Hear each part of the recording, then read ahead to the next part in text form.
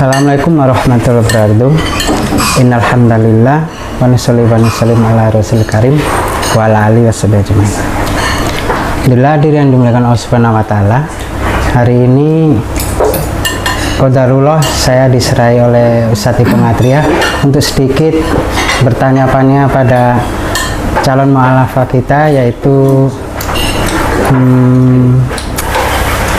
Kakak Osefa ya. Ya. Osefa, beliau ini dari surat baptisnya dari GPI Gereja Betel Indonesia ya. Kalau saya dulu GPDI ya, Pantai Kosta, sama-sama karismatiknya. Dan ini langsung aja saya sedikit ada pertanyaan biasa untuk bertanya-tanya kepada panjenengan, apa yang mendasari panjenengan secara tinurani aja, jujur aja, untuk ingin mendapatkan hidayah iman Islam. Monggo silakan. Oh, Ibu, oh saya kira maaf. Ibu. Ya. Saya itu mau menekuni agama Islam, mau menjalani agama Islam itu mau merubah, maksudnya mau memperbaiki, mau mendapatkan ketenangan jiwa. Iya. Mau menemukan arti hidup yang sesungguhnya.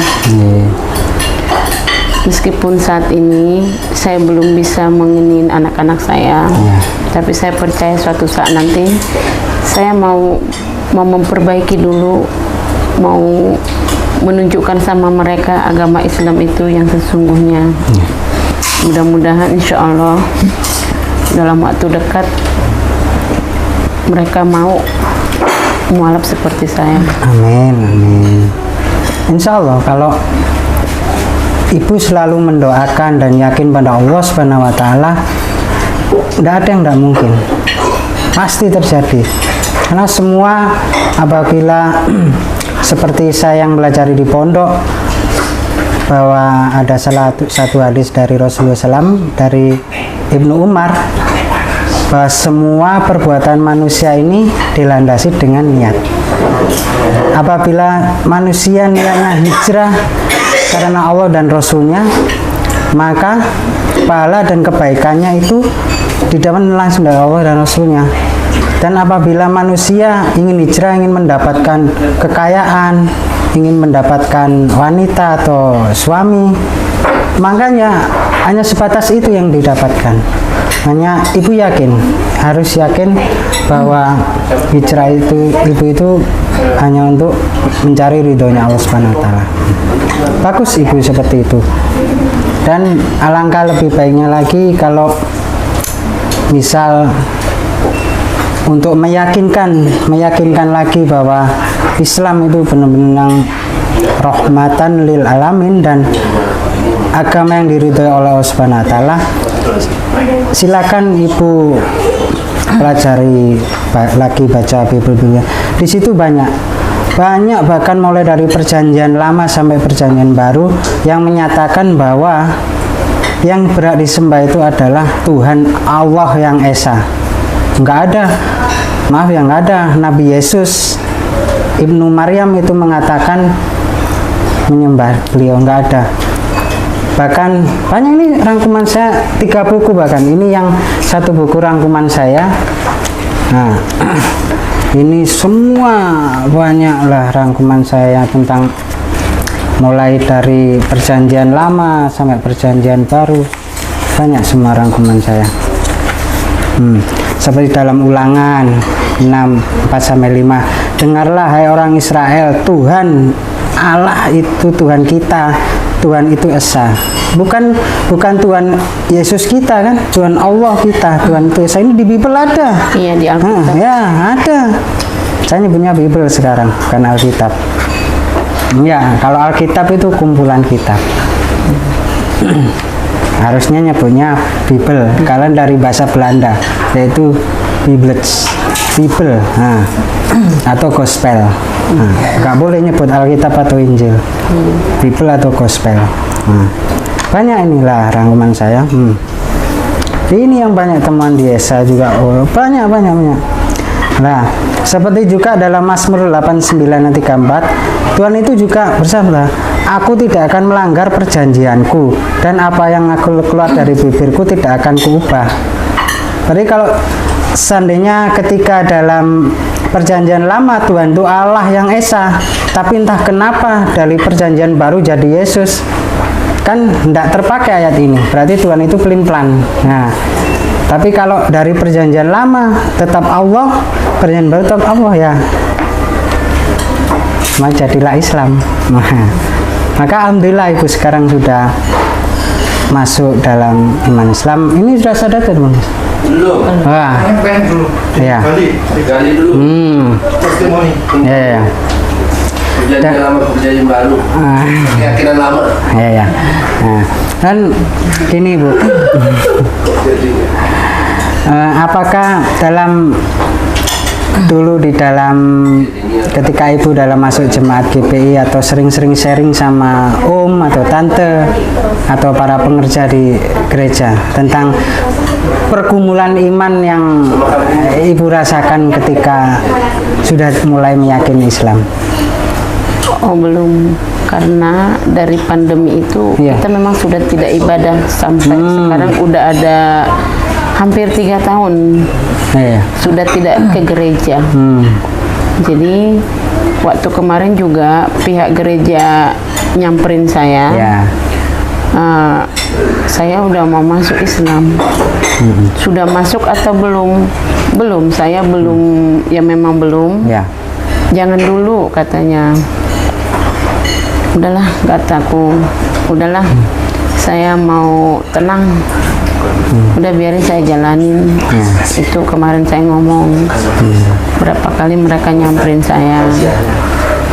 Cuma memang dari situ waktu itu juga mereka masih memberi ini. Saya masih diundang ke gereja. Ayo anak-anak juga. Tapi saya udah nggak ke gereja memang. Udah ada ya 3 tahun, hampir 3 tahun. Alhamdulillah. Udah nggak ke gereja. Dan untuk rencana-rencana ya karena Desember itu mau Natal, mereka ini ya saya bukannya tidak mendengar, bukannya ngeremehin, bukannya mengabaikan juga, tapi karena udah ada niat saya, udah niat banget, udah tekad bulat, jadi saya sudah tidak memikirkan itu. Masya Allah. Saya sudah tidak ada berpikir ke arah situ bagaimana rencana Natal nanti atau tahun baru. Dengan keluarga saya pun juga, ya adik saya memang dari Medan sana menjerit-jerit, tapi kan ini hidup saya, yang menjalani ini saya. Jadi untuk saat ini memang saya less kontak dengan mereka. Kalau saya sudah ngejalanin ini, saya mau tunjukkan sama mereka gitu. ya inilah hidupku yang harus aku jalani, apapun itu agama yang aku tekuni, agama yang aku pilih, agama yang aku jalani, itu kan keputusan pribadi aku. Iya, iya. Jadi saya bilang sama keluargaku, kita sudah tidak punya orang tua, kita sudah punya kehidupan masing-masing. Jadi kita urus aja diri kita masing-masing. Saya pun tidak pernah memaksa kalian untuk bagaimana-bagaimana. Jadi tolong biarkan saya memilih jalan saya. Ini yang terbaik buat hidup saya dan juga anak-anak saya. Itu saya ngomong dengan mereka kemarin.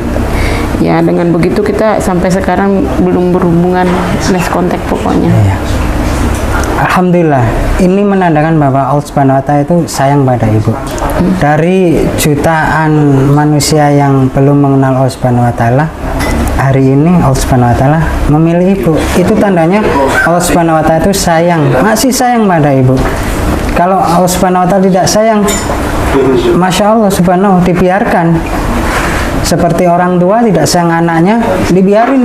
Mau hujan-hujanan, mau sakit dibiarin. Tapi kalau sayang, nah ditarik. Nah, meskipun anaknya ngambek, kok nggak boleh hujan-hujanan, itu tandanya kasih sayang orang tua supaya selamat, nggak sakit. Ini juga Allah Subhanahu wa Ta'ala sayang pada ibu. Ibu ditarik dalam Islam, dikasih hidayah oleh Allah Subhanahu wa Ta'ala. Karena hidayah itu pilihan hidayah itu. Karena yang mempunyai hati, mempunyai sanubari setiap manusia, setiap insan, Allah. Jadi yang berhak memilih hidayah Allah. Cuman kita ikhtiar untuk mencari seperti itu tadi, ya kan? Seperti dalam Bible kan, kenalilah Tuhan Allahmu dengan segenap akal budimu, hati nurani, dan kekuatan. Kekuatan itu apa? Ikhtiar. Kita baca buku, lihat channel-channel Muslim, itu ikhtiarnya. Akal budinya mikir, Tuhan yang benar itu mana? Dan hati nurani ini mesti suci, nggak bisa dibohongin. Pasti tahu kebenaran. Itu fitrahnya manusia, ibu namanya. Insya Allah itu nanti, insya Allah kalau sudah mungkin suasananya yang Muslim bisa mengajak pada kajian-kajian, ibu-ibu biar, Masya Allah sudah tidak memikirkan mata dari Allah Subhanahu. Nanti kalau lama-lama dalam Islam ibu senang belajar, mempelajari, tahu kok Natal itu apa, masih tahu ibu. Ya.